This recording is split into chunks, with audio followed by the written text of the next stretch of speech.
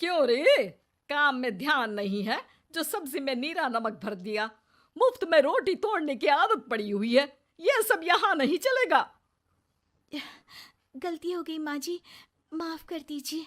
माफी चाहिए? चलो ठीक है, ये नमक भरी सारी सब्जी खत्म कर। कुछ भी फेंकना नहीं चाहिए, मिल जाएगी माफी। सुनैना की शादी कुछ महीनों पहले ही वासु से हुई है, जिसके बाद से उसकी जिंदगी इस नर्क में जल ही रही है। और अब यही सुनैना की आम जिंदगी है, जिसमें उसकी सास हर छोटी बात पर और कभी कभी तो बिना किसी बात के बस उसे परेशान कर खरी खोटी सुनाती ही रहती है।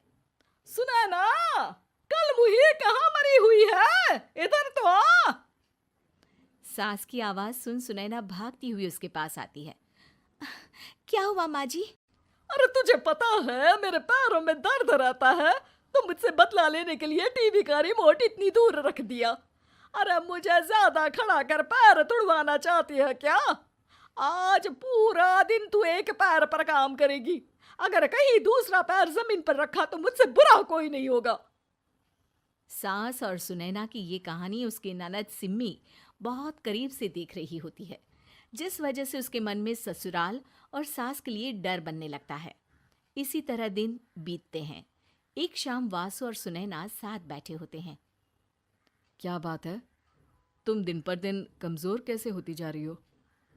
नहीं तो, आपको ऐसे ही लग रहा होगा। मैं बिल्कुल ठीक हूँ।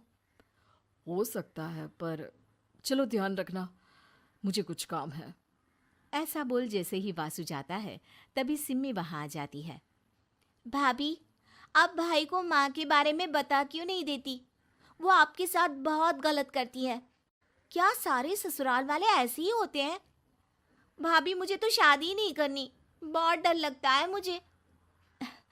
अरे तुम बेकार ही टेंशन ले रही हो, ऐसा कुछ नहीं है। मुझे पता है तुम्हारा ससुराल बहुत अच्छा है, इसलिए खुशी खुशी ससुराल की तैयारी करो। सिम्मी तो वहां से चली जाती है, लेकिन सुनैना उसकी बातों से सोच में पड़ जाती है। कुछ दिनों बाद सुनैना के मम्मी पापा और भाई उनके घर आते हैं, जिन्हें देख सास हैरान रह जाती है। आप लोग सुनैना से मिलने आए हैं? अरे बहू, देख तो तेरे मम्मी पापा आए हैं। जी नहीं, आज हम यहाँ लड़की नहीं लड़के वाले बनकर आए हैं। हाँ माँ, मैंने ही सिम्मी और शरद के रिश्ते की बात मम्मी पापा से की थी। शरद हमारी सिम्मी के लिए परफेक्ट है। बेटे की बात मानते हुए उसकी माँ रिश्ते के लिए मान जाती है, पर अब सिम्मी के मन में ससुराल का डर और ज्यादा बढ़ जाता है। जैसे यहाँ माँ भाभी पर जुल्म करती है, ये भी पक्का अपनी बेटी का बदला लेने के लिए ही मुझसे शादी कर रहे हैं। इसी सब के बीच देखते ही देखते सिम्मी शरद की शादी हो जाती है और सास के नाम से डरी सहमी सिम्मी ससुराल पहुंच जाती है। जहां पहुंचते ही वो डरते हुए बोलती है, मम्मी जी, मैं अभी पूरे घर का काम कर दूंगी और जॉब भी छोड़ दूंगी। जैसे आप कहोगी मैं सब कुछ वैसे ही करूंगी। अरे इतना डर क्यों रही हो? और अभी घर आई हो, कोई काम करने की जरूरत नहीं। नई शादी है, कुछ दिन आराम करो, घूमो फिरो। रही बात घर या जॉब की, तो वो तुम्हारी चॉइस है, कोई तुम्हें नहीं रोकेगा।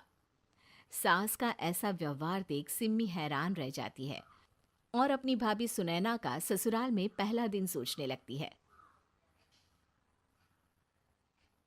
चलो हो गया कार्यक्रम खत्म, जा वासु आराम कर।